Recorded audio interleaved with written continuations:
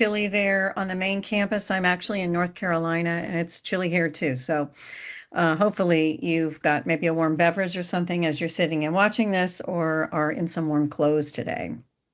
I'm Denise Saunders. I'm one of the career counselors at the OITE, and I appreciate your joining us today. We're going to be talking about resilience in the job search and how to maintain that, what it means, some specific strategies that may help us to bolster that, and how we can, really enhance our resilience in the search. Before we start, maybe in the chat, because I'm not able to open up the Q&A, just if you would, let me know where you're at in your training. If we've got postdocs, go ahead and put postdoc in there, and also indicate where you're at in your job search. Some of you may be just thinking about it. Others of you may be in the interview stage. Some of you may be negotiating offers. Just kind of indicate in the chat if you're what your training level is, postbac, grad student, or postdoc, and then also kind of let me know where you're at in the job search.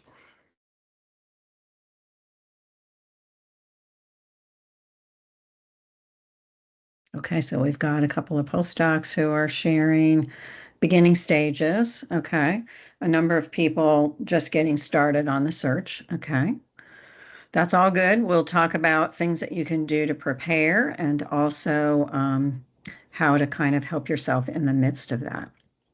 Looks like mostly postdocs here. Research fellow, great. Anyone else that we haven't identified there? If you're just logging on, let us know in the chat what your training level is and where you're at in your job search. A third-year PhD student? Okay, so we have a couple of graduate students as well. Well, let's go ahead and get started. I think it's helpful to consider, before we get into a lot of the content, how we as individuals handle disappointment and setbacks. So when you're faced with challenges, what are some of the strategies that you draw on? What is it that you do? Let's think about some specific things that you do, and go ahead and put that in the chat as well. If you have specific questions, go ahead and put those in the Q&A. Emily's going to hang in here with us. I'm not able to see it, but she'll tell us and we'll get to some time for questions at the end. But when you're faced with challenges, what kinds of things do you do to help yourself? How do you handle that? What do you do? You can go ahead and put your responses in the chat.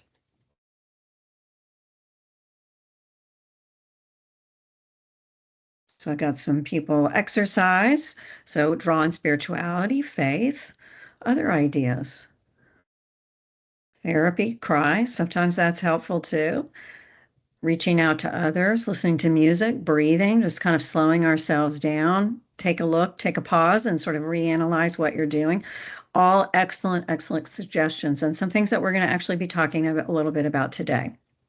So let's look at what we mean by, and now I don't see. Here we go. What we mean by resilience. What is resilience? What do we mean when we're talking about resilience? Well, resilience is really the ability to bounce back when we're dealing with struggle and challenge or obstacles and adversity. It's the ability to overcome that. It's the process of working through those challenges. And that word process is really important here, because resilience is something that we hold and have, but it also allows us to move through a particular sequence of difficult challenges and struggles that we may be experiencing. We mentioned overcoming obstacles, so things that feel hard to get beyond. Resilience is that part of ourselves, that sort of bolstering piece that allows us to kind of move beyond that. It helps us to adapt to difficult or challenging life events. One would say a job search is a pretty significant life event, and it can be kind of challenging and hard at times. And also really important to recognize that it involves a lot of different parts of who we are. It involves our mental capacity, our emotions, and our behavioral actions, but we're looking for flexibility and adjustment for all those aspects of ourselves, both our emotional, our mental, and our behavioral selves. I'm sharing this cartoon with you. This was shared with me early on in my graduate study. I think maybe the first week of orientation as a graduate student, and I have kind of held on to it because I think it's so relevant and timely for any difficult task or process that we have to encounter. It's a cartoon here with a very large elephant, and if you can see in the far left-hand corner, I'm looking at the left there, it's a group of people with a knife, a fork, and a spoon. So they've got their utensils there, and the caption is, "How do you eat an elephant?" The answer being one bite at a time. Well, it's really silly, but it's sort of meant to reflect and be representative of how do we deal with the things that are really tough and challenging in our lives. If you've got a difficult research project or an experiment or an analysis that you've got to do, you just start with something small, right? And the job search is very much the same way. You can attack it and move forward and make progress if you are doing that in a way that allows you to do that with small steps at a time. We are all under a lot of stress. So we got this job search thing going on, and I'm going to talk about some job search stressors. But before I get to that slide, I want us to understand there's a lot of stress in our workplaces, in our research groups, in our agencies, in the work world in general, not just at NIH, but even outside the NIH and private industry and academia. There's a lot of change that's occurring. We've heard a lot about change this last year for sure, but the pace of change has really sped up even since the pandemic. We're just seeing change. We've got all this AI stuff going on, and that is really changing the way that people are working and organizations are organized and structured. And we have lots of other changes that are impacting that have some uniqueness to the research and academic arena. Sometimes slow progress on the work that we're doing. Our research projects, they can be challenging for us and, feel like we may be faced with some barriers there. It might mean a pause and some problem solving and troubleshooting, but we can get through that. Most of us are in the workspace now and working on site in our research groups, but those of you who do more computational work or desk work might have some opportunities for remote or hybrid work, or as you are looking at other job opportunities, depending on the kind of scientific or research work that you'll be doing, there may be some opportunities for that.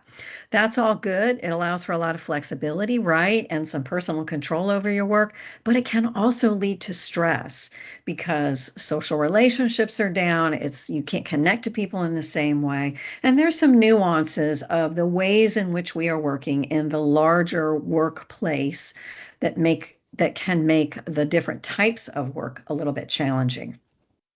We might be experiencing some confusion around our work and home life boundaries. Those are things that we can get better at, and setting good, clear boundaries around the work that we do, the time that we do it, and our availability for that. Communicating, and hopefully you've got leaders and mentors and supervisors and peers who are helping to encourage you to do that. Oftentimes, there's some ineffective or not very helpful communication with others that's occurring in the workplace. I think some of the distance work and sort of the fallout from the pandemic and everybody coming back to the workplace has led to some less effective communication strategies or communication mechanisms. As you are looking at employment opportunities, that's something to be aware of as you're checking out cultures and systems and staff there with a prospective employer. Find out, how are they communicating with one another? Do they have frequent meetings? Are those helpful, or do people find them to not be particularly productive? And, maybe some of you are experiencing a bit of a mismatch between your research interests and projects that you're working on, particularly if you're new in your training experience. Sometimes we're promised something, or there's all good intention to offer you a research project in a particular area, and then the reality is that that's harder to get going, or it doesn't quite fit with the larger goals of the research group. Certainly, issues around stress of limited funding, contracts and renewals, and some of the uncertainty around all that has contributed quite significantly to the stress that we may be experiencing around the workplace. Other life stressors. We live in a world that's pretty stressful right now. It has been for a long time, but it does feel like that just keeps getting heightened. There are social and cultural, economic, financial, even environmental, and even political events that are contributing to the stress that we experience on a daily basis. When we're engaged in a lot of activity, you all are a very high achieving group of individuals, and that means you're working hard. I know that. And sometimes that can lead to not so much time for the self-care needs that we have, our exercise and fitness or recreation, fun stuff that we're doing, or just taking good care of ourselves, good sleep hygiene and an appropriate diet. There may be relational challenges that we might be expecting. It could be that some of that is contributing as well to some of the stress and challenge that you're experiencing in your job search. If you're in a committed relationship and you have a spouse or partner and would be moving with them and you're wanting to relocate, that can be a lot of complexity that can add additional challenge. If you have family and children, same thing, or other family members that you're caring for or you want to be close to, that can be stressful to think about the logistics of the geography of a job search and where you may land. There can always be some financial concerns associated with that, particularly if appointments and contracts are ending and you don't have opportunity to remain. You might be in a limited time frame, and that can just lead to some additional stress around that. And then just having a sufficient time, and not having sufficient time for those important relationships in our lives, or the ability to access our support networks, wherever we find that. Maybe that's groups of people, it might be community groups that we reach out to for support, or it could be loved ones or very close friends. However you get that kind of support, sometimes we just don't have sufficient time for that. And then we have, as you are experiencing or about to experience, some of you are beginning to think about the job search, thinking about just general job search stress. It may be that there's a lack of knowledge about the options to explore or pursue. That takes time, and we need to explore that so that we understand fully what are the options that are out there, who are the employers that are going to be looking, what's happening in the academic research landscape, and where might I try to find opportunity. If I need to expand what I have always thought about, how do I do that? Where can I get help doing that?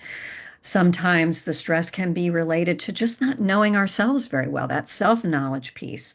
When we think about career planning and exploration, it's very common for us to think about kind of three key areas of self-knowledge. Certainly your interests, you all know that and are pursuing that, but even fine-tuning that to maybe even identify within this area of research that I do, what are the things that I do in my work life and my research life that really I feel passionate about, I feel engaged with, and that will help you to know what opportunities to look for.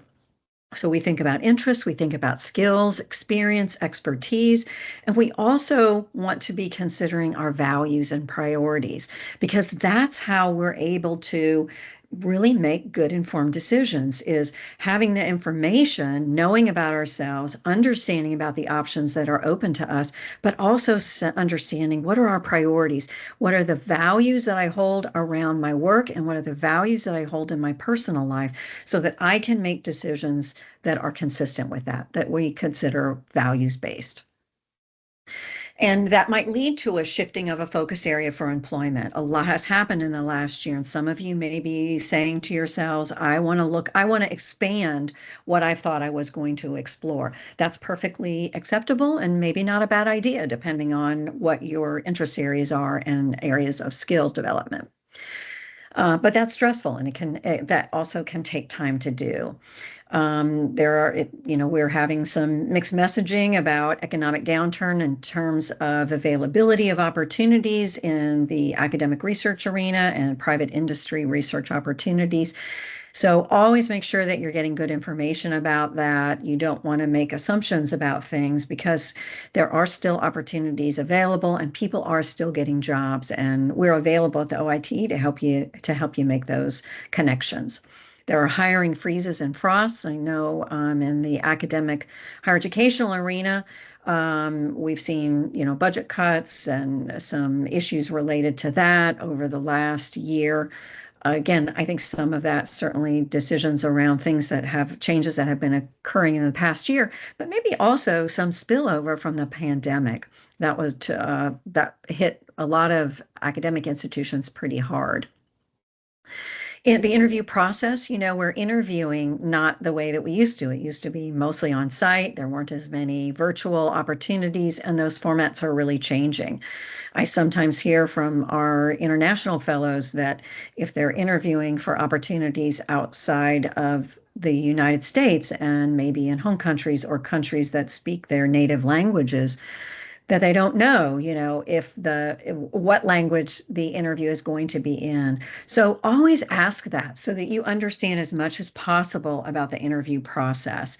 You can ask who's going to be there. You can get a sense of what will be expected of you, how long it's going to be, the types of information that they're going to be seeking. Then hopefully they're sharing some of this as well. And if there's a language issue, just clarify what language will the interview be held in. Geographic limitations, I mentioned that earlier, can lead to some complexities around decision making and job searching and just general uncertainty. This is a period of big uncertainty. We really don't know where we're going to land, and that can feel kind of uncomfortable. It can be feel disruptive in some ways. I share this figure on this particular slide because I think it's helpful that we also recognize that a big career transition like you all are, the job search that you are embarking on is a big career and life transition. And along with a transition means that we're going to be experiencing a whole host of other emotions that we might not be so consciously aware of. This is a graphic illustration of Bridges' transition model, and this individual, William Bridges, really devoted his life to studying, talking to, and understanding life transitions. So we can use his model to understand this significant career transition as well. He has on the horizontal axis time. So we all sort of start out in this ending, losing, or letting go stage where we're having to recognize we need to do something different. And that may mean that we have to say goodbye to something that sometimes it hasn't felt great. Other times it's felt really good and we don't want to leave. Deadlines, contract renewals, those kinds of things may be forcing us to choose to make a change and to pursue a job search sooner than we want to. But keep in mind that we're all doing that. If you see the vertical axis of people, we're all kind of doing that at the beginning, most all of us. At some point in the middle of this process, and a career transition is a process, we find ourselves in what he calls the neutral zone, which is really this space where we've begun our job search, for example. We've heard back from some. We did maybe a screening interview, one or two places, but we don't yet have an offer. So there's a lot of stress around not quite knowing where we're going to end up.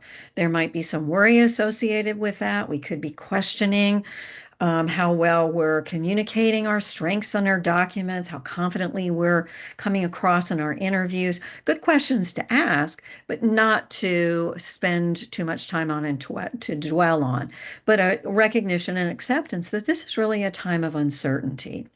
And we need to go through that neutral zone to get to the place where we can embrace the new beginning. And you'll see in terms of the time frame of a career transition, we're finding that most people are in the new beginning as they are maybe accepting an offer, starting a new job, or feeling settled on that new job. That is a time in which we begin to open ourselves up to some of the newness and the new opportunities for learning and the experiences that we can have while we start something new, start a new position. It is relevant and helpful, I think, to understand that if we think about this career transition as this job search as a career transition, what are some of the impacts of change and transition? It can, change and transition As it increases within frequency, it leads to more uncertainty, change, and disruption. Anytime we're engaged in a lot of change and transition, it affects us, maybe leading to that higher level of uncertainty and a feeling of disruption. It might mean there are longer periods of stress, not necessarily chronic stress, but higher tension, uncertainty, and stress. Sometimes that can lead to negative emotions, not all bad and not necessarily unexpected, but we do need to be able to have the awareness to recognize that and to not allow any of those negative emotions to interfere with our effectiveness in the job search. Sometimes high levels of change and transition can lead to feeling of overwhelm, where we actually might be having problems with problem solving and decision making, those executive function tasks that we rely on in a job search to effectively communicate what we do and to think really critically about how to share that with others. It might mean that we're increasing numbing behavior. We're just on sort of autopilot, or we've shifted back to engagement in some unhealthy habits. In any kind of job search, there's a lot of decisions that need to be made, right? Even when you're looking at potential postings, you have to make a decision. Do I want to apply? Am I qualified? Should I take a risk? Do I apply? Are there people that I know? Can I reach out to? Decisions all along the way to offers and decisions about a negotiated package and start date and so forth. Maybe even once you get started, more decisions about some things that you might do. Hopefully, then there's more guidance about your responsibilities and duties. But in the job search process, we can also be experiencing some decision fatigue. That's tiring, really tiring. And then, depending on the level of complexity of your search, if you've been doing this for a while or you're looking for some really niche opportunities, that can increase complexity. Or if we're bringing along significant others or family members with us, or we have to look for just specific geographic areas, that does increase the level of complexity of a job search. And sometimes when the complexity is increased, we then begin to question our capability. It may mean that it's harder. We have to broaden what we're looking at, and we need to be thinking accurately about our capabilities and potentially reframing some of those thoughts. I think it's helpful to share with you what happens when we're under stress. A job search is inherently a stressful process. I know that. I know you know that. You've probably talked with others about that. That doesn't mean that you can't be successful and you can't get through it well. But as we're talking about resilience, we recognize that stress is a part of everyday life. And there's such a thing as good stress. When we're working hard, we can feel like we got a lot to do and there's a lot on our plate, but we're happy about what we're doing and we feel good about all of those things. So in this graph, we see there are a number of things going on in our bodies. There's a number of cognitive symptoms that we might feel under stress, things like impaired memory or reduced memory, impaired problem solving. It might be harder to maintain focus. We might be engaging in more pessimistic thinking or feel really anxious and worried thoughts. Emotionally, we could have more of an irritable mood. We're just a little bit moody, or others are like, hey, what's going on? It might be harder to relax. We just feel kind of tense and keyed up all the time. It's possible that we would be feeling overwhelmed or a little bit lonely or isolated, and that can lead to some feelings of sadness. We often are more aware of the cognitive and the emotional symptoms and less conscious of the physical and the behavioral symptoms, but they're also really important. And as you're learning more about yourself, having more awareness, these are the kinds of things that you might want to pay a bit more attention to.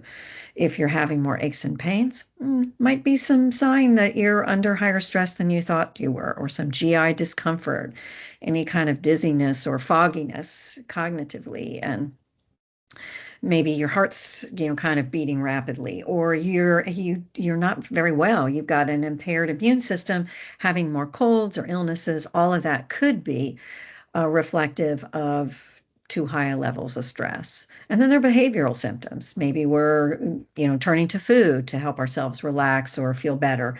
or we're just not having time to eat. Either way, that's not particularly healthy. Sleeping too much or too little. We may be isolating ourselves. So we get an invitation to participate in something socially, and we say, yeah, thank you, but I'm going to decline that offer.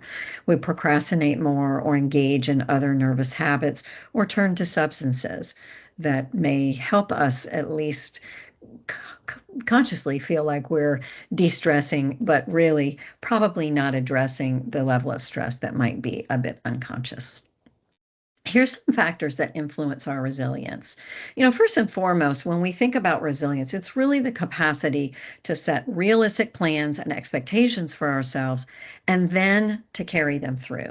So it's one thing to say, I'm going to apply for 2 positions this next week. It is another thing to actually follow that through and get 2 high quality positions that you feel that you can be competitive at and apply for those. We want to be sure that we're thinking positively. Be sure you're thinking positively about yourself throughout this process. You have a lot to offer. You've had tremendously amazing training through your various training experiences, and certainly here at the NIH. You have a lot to offer an employer, and it's important that you think positively and confidently about that. We don't often think about the skills that are needed in maintaining and building resilience, but we need to be able to communicate effectively to others and to ourselves and to problem solve. And actually, many employers on most lists of the most highly sought after skills, communication and problem solving almost always is in the top 10. Another thing that can help to influence your resilience is your ability to manage strong emotions and impulses. So if you are faced with a disappointment, instead of that setting you back and you can't touch anything, it just stalls you out for several days, maybe even a week or more, you can recognize that, feel it, observe it, sit with it for a bit, and then acknowledge that, kind of accept it and then move on. What else do you need to do to continue to be effective in your search? We want to be empathic and compassionate for ourselves and others. And research tells us really truly that if we are compassionate, if we can show compassion for others, we are far more likely to show compassion to ourselves. And compassion is this recognition that we're all struggling. We are all struggling with something. So being able to label your own struggle and see struggle that others may be having, it helps to normalize that. We can't eliminate struggle in our lives. And there may be struggles along the way in your job search. I hope not. I hope they go really smoothly. But chances are there are going to be some disappointments or some hurt feelings along the way. You have to get a lot of no's before you get a positive yes and affirmation. We really want you. And that doesn't mean that you're not a qualified candidate. And then I love this last one. It's rather than asking why didn't I get that interview? Why didn't I get that offer? Why did my manuscript not be reviewed? It's asking what. What can I do to further enhance that question that I felt was a little tricky in the interview? What might I do to ensure that I am most competitive for this position before I submit my application? What might I do to learn more about this employer and positions at that organization? See the difference? The what opens us up to opportunity and new learning that can be invaluable in our job searches. It's relevant to talk, as we're considering resilience, to talk about some of the distinctions between optimism and pessimism. My hope is that everybody attending here today is an optimistic thinker, but chances are, like myself, occasionally we can feel a bit more pessimistic. And interestingly, the more stress we're under, guess what happens? We feel a little bit more pessimistic and negative. We can be a bit more self-critical. So always important to be checking in, monitoring our stress levels, monitoring our thought process, and ensuring that we are shifting more to an optimistic mindset. This chart sort of helps us see what are the distinctions between those two thought processes.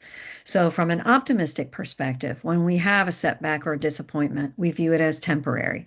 It was, isolated to this specific event, and it's external. It has to do with outside factors. Let's say you didn't get an interview for your dream job. You found it and you were like, this is it. This is what I've been waiting for. I'm applying. And you then, a few weeks later, you got the email that said, thank you very much, or it's in your portal. We had hundreds of applicants, and we regret we weren't able to talk with everyone, but we have, you have been eliminated from the search, or we've identified a finalist. You can optimistically say, okay, that was a setback, really disappointing. I wanted that opportunity. I at least wanted to have a chance at that opportunity, but it's not permanent. That more pessimistic would see that as permanent. It's going to always happen. I'm never going to get a job. I don't have the skills. I'm not competitive. Whereas somebody who's optimistic would say, I probably didn't have, I think I can enhance my materials a little bit. Maybe I'll get some help reviewing my application and see where I can make some additional changes. It was this particular event. Maybe that organization wasn't going to be a good fit after all. They were looking for something that I didn't offer. And then, that's about the employer. That's not about you. That's about the employer. So it's external. And it had really to do with their desires and potentially their needs for some skill set that perhaps you weren't skilled at, or wasn't conveyed as clearly as you had hoped. So in your job searches, let's think a little bit about how you can develop a more optimistic job search. First and foremost, you want to clarify all these things about yourself that you are trying to market and what your professional brand is. You're clarifying your skills, your experiences, your expertise, and what it is that you want to be doing, and making sure that the position notice looks and matches up nicely with what you are sharing and marketing in terms of your value add for the organization or for the position. Working hard to communicate effectively to prospective employers. And the more that you know about yourself, the better you understand the opportunity, the organization, the easier that will be for you. It's important that you're prioritizing tasks and creating timelines that help you to stay on task and be meeting the deadlines that you've set for yourself. And really kind of check in with yourself, evaluate periodically, do I need to make changes? So if you got past a screening interview, but you didn't get a call back for a second or a finalist interview, maybe you take a pause and say, let me reflect on this particular interview sequence. What might I do differently? Is there anything that I feel I want to change, or do I need to get some feedback about some part of that can help you to ensure success going forward? Much as I wish there weren't going to be disappointments and frustrations for you, chances are there will be. I wish all of your job searches were smooth. You applied one place, you got the job, and that happened. Sometimes when we're younger, it does, right? And, I will hear from people in their adult lives who will say, I have never not gotten a job, or, everything I've applied to, I got. And then they get to a more permanent full-time opportunity, and it doesn't work quite as smoothly. That is really to be anticipated. It does take time. It's a process. So accepting that there's going to be some disappointments in that process will help you to navigate some of the things that feel a bit more frustrating and difficult. It's important that you are developing an awareness of your beliefs, both about yourself and about the work world. If we go into a job search questioning whether we're going to get a job, or whether there will be jobs available, or the sustainability of the type of job that you want, that means you're kind of setting yourself up to not be so successful. So check in with yourself. How do you feel about yourself and your abilities to be successful in a search? And what are some of your thoughts about the work world? Do you need some help, getting some feedback? What's accurate, or how could you reframe even some of the things that may appear to be a bit more challenging, so that they don't serve as obstacles for you? Always checking in and challenging any negative or pessimistic thoughts. You all are trained research scientists. Ask yourself, you can argue with yourself or ask yourself, what is the data suggesting here? Am I misreading the data? And, get feedback on that. Hey, here's what the data says about this opportunity. Did I misread something? So rather than quickly shifting to a more negative, pessimistic, maybe even self-critical mindset, check with the data. My guess is the data doesn't suggest that. And be easy on yourself. Always take time to celebrate the successes. Bring others along the journey with you so that they can be celebrating as well. There are a lot of things that we can do. We talk about a number of things in various OITE workshops and webinars and skill building groups about things that we can do to enhance our resilience. And I've just shared a few of those ideas with you here. Just really focusing more on positive thoughts, thinking positively, and affirming ourselves for the progress that we're making sure that we give ourselves credit for the successes that we have had. I have trainees come to me all the time and they don't have an offer yet. So they say, I haven't been successful. And I'll say, well, tell me about your search. And they've had 2 or 3 interviews. They've talked to a number of people who encourage them to apply to other things, maybe got to a second round. And yet their perception is, I'm not very successful. And I'll say very quickly, wait a minute. You're just telling me about the things that you've done, that you've been successful at doing. Your search is successful. It just hasn't led to the outcome yet that you're desiring. So a little bit different way of framing that, and important to consider that. Some things that you can do to help encourage more positive thinking are taking stock of 3 good things in your life every day, or thought stopping. Literally say to yourself, stop, either mentally in your head, or if you're by yourself, you can verbally say stop. And it shifts the neurons in our brain so that it can open up our minds to then consider an alternative path. Mindful awareness, and I'm going to spend a little bit more time talking about this. Some of you may be familiar with various breathing exercise. There's mindful breathing, where you're doing deep breathing exercises, where we're breathing in through our noses and exhaling through our mouth. But as we do that in mindful breathing, we are being mindfully reflective and focused on our breath, so that we're, kind of always aware and being mindfully present of the breath going in as our lungs expand and our diaphragm lifts. And as we exhale, maybe in my case, my shoulders are dropping. Maybe that relieves a little tension, and our diaphragm is going to lower and our lungs are going to deflate. That's one form of deep breathing that just helps it's a good reset. It helps us to calm ourselves. Box breathing is another, where you breathe in for 4, you breathe out for 4, you breathe in for 4 and out for 4. And you can kind of do a box breathing exercise. And 5 senses is a great way, particularly if you're feeling really tense and stressed. Check in with your 5 senses. What are 5 things that you see, 4 things that you hear, 3 things that you touch, 2 things that you can smell, and 1 thing that you can taste, just to bring your awareness back to your body. There's a lot of gratitude practice out there, all of which helps us to be thinking more positively and focus more positively. Or journal writing. Reflective writing can help us to consider differently an experience, maybe a particularly difficult experience that we've had. So I want to go into a bit more detail about these strategies, because these you can use, and I encourage you to do that, not just in your job search, but to help in building optimism and resilience in other parts of your life. The 3 good things in life is probably one of my favorite activities. It's a go-to for me. You want to start with a journal or a little notebook. You can do it on your phone, you can do it on the computer, but I would encourage you to have something that feels a bit pleasing and aesthetically pleasing to you. So if you don't have a small notebook or something, go get yourself one. Splurge and go get something that feels really nice.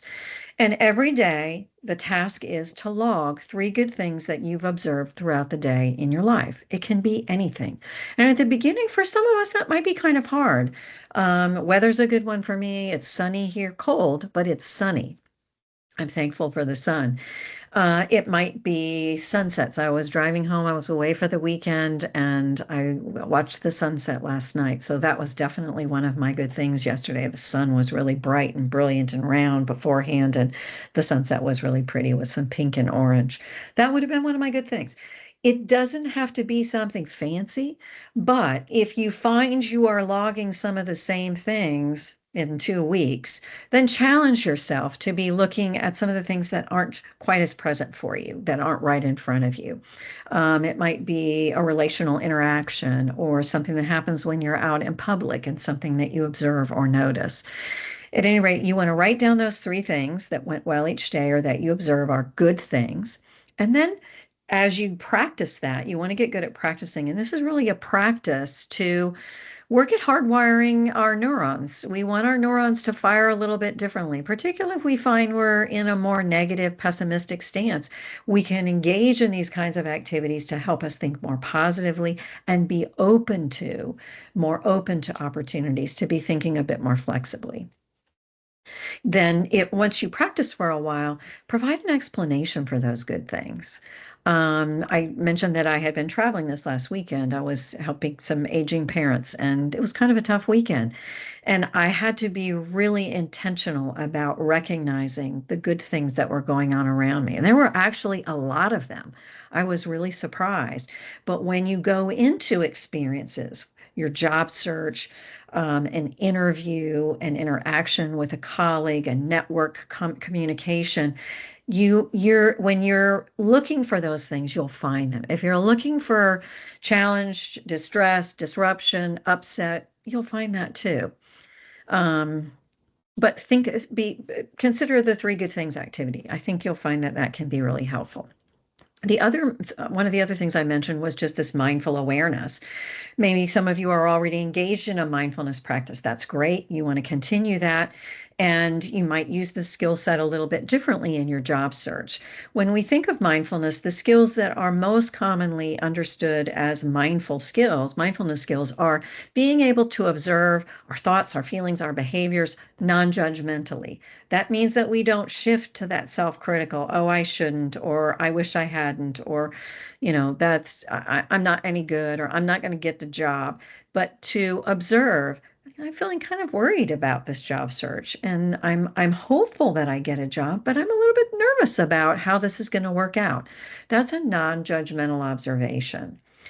We want to be present in the moment. That level of awareness helps us know ourselves better. It can enhance our comfort and confidence and effectiveness in our search, in interviews, in preparing our documents. We want to show ourselves self-compassion, and we talked about that a little bit earlier. Beginner's mind, if you're not familiar with this concept, it's really approaching a disappointment or a setback with the sense of wonder and curiosity that would be reflective of a beginner's mind. So if you've been around any little toddlers or little ones, everything they do, the world is their oyster, right? Everything they come in contact with is interesting and amazing, and they're so curious about it all. We can adopt a lot of really positive things by observing that more closely, observing ourselves a bit more closely, and being curious about our thoughts and feelings and behaviors. And then also accepting the things that are, that we can't change. When we practice mindfulness, it increases our attention so we can focus better. It leads to that level of self-awareness that we've referred to. It also can increase awareness of our emotional experience. Ultimately, we can be more effective, productive, efficient in our work because it's reducing distraction for us. And it may also reduce worry or excessive thinking that we're having that can sometimes be a part of a job search, an individual's job search experience. So if we are looking for strategies, consider some of the mindful awareness practices.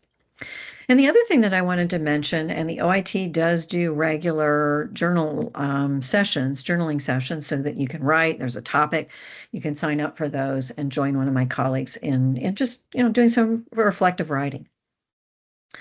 Reflective and expressive writing was something that got a lot of attention in the 80s, and there was a good bit of research out about it. And then it kind of died for a while. We didn't see too much about it. And in the 2000s, we've seen a great deal more emphasis on that and the value of expressive writing because it enhances our overall physical and mental well-being. We can understand differently our experiences, which may allow us to change the narrative around some really difficult experiences, and it can reduce the impact of challenge, disruption, upset, negative, and even traumatic experiences. Writing and journaling helps to clarify our thoughts and feelings. Sometimes we write unconsciously, we'll share things with ourselves. You don't have to share the journal with anyone, but that we consciously may not be aware of. So we ultimately will understand and learn about ourselves in ways that maybe we otherwise wouldn't. And it will help us to maybe solve some of the problems that we're faced with a bit more effectively. There is a lot of uncertainty and change in a job search. I mean, I think probably none of you would argue that you have experienced a lot of uncertainty and change, certainly in the last year or so. But in thinking about embarking on a job search, there's going to be a lot of uncertainty. So it's important that you focus on what kinds of things really are within your control. And by that, I mean, there are going to be some things that are outside your control that you cannot change, that's up to somebody else. You might just have to work with, accept. So it's understanding what do you have control over, then also focusing, putting your focus there. I think so often, especially when there's a lot of stress in our lives, it's easy to get caught up on these things that are really, they feel hurtful to us or they're challenging us in ways that are really uncomfortable and distressing. But if that's where we turn our focus to and we don't have any control over them, it's not very effective use of our time and energy. We expend all of our energy on something that we really can't change. If we focus on what's within our control, then we can take action. We can identify the things that you can change or have control over, and then work to alter them and begin to take action. It's a far more productive behavioral process, mental and emotional engagement of our time and energy. We may need to work to accept what we can't change right now. I wish I could tell you that there was a lot that was in our control, but really the one thing that is certain in our lives is uncertainty and change. We're going to be experiencing that a lot, even throughout the course of our lives, sometimes maybe more than others.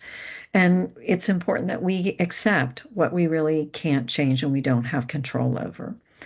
While doing that, we may want to be working at increasing our tolerance for uncertainty. If we know that change and uncertainty are part of life, it might be helpful to us to recognize now I'm going to work at developing those skills during my job search so that I can use those in my new role, that I can use those in other professional opportunities in the future and in my own personal life. Setbacks and change are going to be part of this job search process. So accepting that and not feeling like there's a need to be critical or look inward or begin to question or engage in self-doubt or draw on maybe some of those imposter thoughts. That's not going to be helpful. And I don't think it's actually the reality. It's not the reality probably of what you've experienced. Make connections. You know, we talk a lot about the importance of staying connected with others, sometimes even reaching out and helping others or volunteering for something during times of stress and challenge can help us feel more grounded and more resilient. You always want to be keeping things in perspective. And that, sometimes that just takes a pause, stepping back, taking a pause to say, okay, wait a minute, am I interpreting this correctly? Did I understand what happened accurately, or did I misinterpret something? Like I gave the example of trainees that will come to me and they've said, yeah, I had a few interviews early, but I haven't heard anything in a month, and I'm afraid I'm not going to get a job. That's not really accurate. What have you been doing? Maybe you applied a whole lot at the beginning, you had a couple interviews, and then were kind of burned out from that, maybe, or tired from doing that and haven't been as actively engaged in the search. That in itself could be the explanation for what's happened. So be sure to keep things in perspective. This is a process. A job search takes time and it's hard work. It's hard work. It may challenge you in ways that you weren't aware it would, but it doesn't mean that you can't get through it. You have resilience and you can continue to build on that. Look for those opportunities for new learning. That's that more flexible and adaptable mindset that allows us to take in new learning, even when things don't go as planned or we're feeling frustrated about the outcomes of some of our experiences. And you want to be mindful of the good things in your life. That helps you to have an open mind, to think more flexibly, and to have a hopeful attitude. This acronym PERMA, it relates to some research by Martin Seligman and his research group at the University of Pennsylvania. His whole life's work was in positive psychology, and the more recent work was around flourishing or this concept of flow. And he said they would say, based on their research, that flow are those tasks. We're in flow when we're in tasks that, time just flies, and we get, 2 hours go by and we're like, wow, I didn't realize I was doing that. That felt really good. I just felt I felt good about my contribution there. I feel comfortable doing that. I feel confident doing that. And they would say those are times when we're in flow. To take that a step further, what I would encourage you to do is to look for opportunities where you will flourish. So when you're engaged in your job search and considering potential employment opportunities, where are those places, spaces, organizations, roles, and responsibilities that will allow you to flourish in your new work roles and your professional lives? And the research team would say we're looking for 5 things. The acronym of PERMA, a place where there are positive emotions, a place where we can have and around us are positive emotions, where we feel engaged with others, maybe personally and professionally engaged in the work that we're doing, where there are positive relationships. If you are assessing a potential opportunity and there's just a lot of negativity, that's not going to help you to feel really positive about your contributions. We want to be engaged in work that feels meaningful to us and that allows for a sense of accomplishment. So, PERMA, as you're thinking about some opportunities that may be in your futures. And real quick here, I know you know a lot about well-being and self-care, but just keep in mind, how are you feeling your body? What are you doing to take good care of it? Are you exercising, eating well, resting when you need to, tapping into your social support networks, taking times for breaks when you need to or pauses and finding that balance. And ways that we can do that is to take those pauses and to check in with ourselves. How's this search going? Am I feeling really burned out? Maybe I need to step back for a weekend. Am I having the success that I want, or do I need to reevaluate what I'm doing? We can learn to say no to maybe those extra opportunities. I realize there's a lot of times that you can't, but there may be some situations in which you can. Take breaks when you can, as I mentioned earlier, and focus on quality of the work that you do and the time spent, not the quantity. You want to be self-compassionate, engage in mindfulness or meditation, which we mentioned earlier, and really shifting to a mindset of flexibility and adaptability. Also, skills that employers are consistently looking for in prospective employees. Being flexible and adaptable, because they know too, the workspace is constantly changing. I mean, if you think just about the emphasis of AI, that's going to change a lot of things differently for different roles that some of you may be taking on, and certainly for me too. But it will have some implications for you in the workplace. How is it going to affect it, and what change is that going to lead to? So here's some strategies, kind of summarizing here some strategies for success. You want to be clarifying your expectations. Ensure that those expectations and the goals that you are setting are realistic, they're attainable. Use the SMART goal acronym to ensure that you are setting goals that are specific, measurable, attainable, realistic, and time sensitive. You want to be communicating honestly with yourself, with significant others in your life, others who are, family and friends, your peers at NIH, your PIs, your supervisors, and ask for help if you need it. There are lots of folks available at OITE that can help you kind of navigate this process, evaluate, refine, just ensure that you're doing what is going to be most effective for you. Seek feedback. That's actually a strength to be able to do that. You want to be engaged in good time management skills so that you are using your time effectively and can stay on task.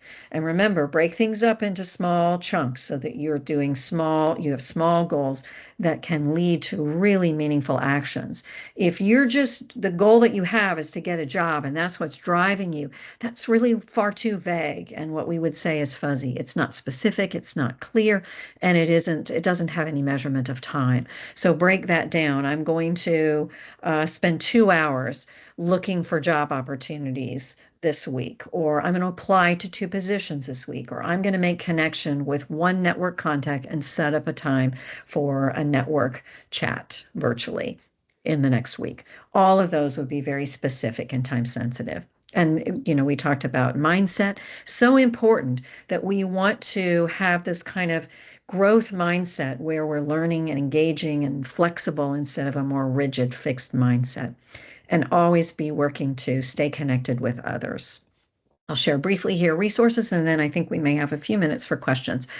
Reach out to the OITE, myself, and the rest of us, the career counseling staff, and any of our well-being advisors. If we can help you through this process, please reach out to us. We offer a variety of different workshops and webinars related to this topic, specific to career search, the job search, and also building resilience and just skill building kinds of things that our well-being advisors offer. You can see some of these things are recorded on our YouTube channel. And check out our blog, too, which has a number of great articles on the job search and resilience in the job search. We've got a few minutes left, so we'll see if, Emily, are there questions? I see a few comments. Thank you all. Yes, I see about stuff in the things. chat, but not the Q&A. So just the Okay. chat. Okay. Are there any other questions? If people want to unmute themselves and ask a question or put it in the chat, I can respond to that while we have a few minutes left. How are people feeling about their job searches? Are they going well? Is it feeling hard?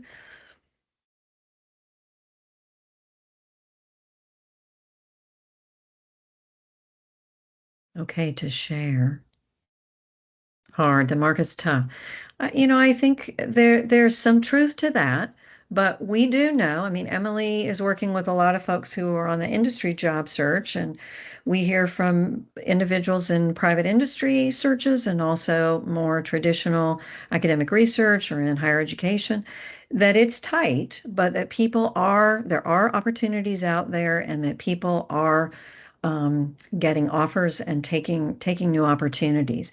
If the hard feeling starts to feel too much or a bit overwhelming, or it's just sort of front of mind and hard to get beyond, that kind of challenging to get beyond, that may be an opportunity to schedule a time to talk with one of we career advisors, and we'll help you maybe think a little bit about your search.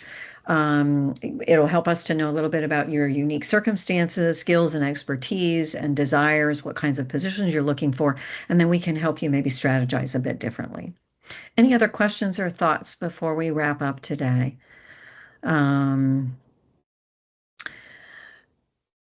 I think that's hard. There's a question in the chat about feeling like they're being forced to relocate away from their family to avoid being unemployed. That's hard. And, everyone has to decide what decisions they're going to make. Remember, I talked earlier about values, and I've talked with some trainees who are having to make some pretty tough decisions about next steps. because of some of the circumstances that are out there. But when you do that according to your values and you and your family have centered and are clear and have clarified what the values are, that makes that much easier. But again, feel free to reach out to any of career advisors or the wellness advisors to talk about that. Those are hard things. There's no question about that. Anything else before we wrap up? Well, thank you, everyone. I'm going to go ahead and stop sharing.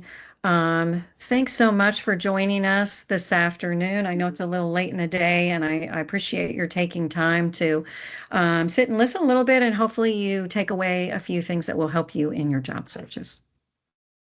Thanks, everyone. Thanks, everybody.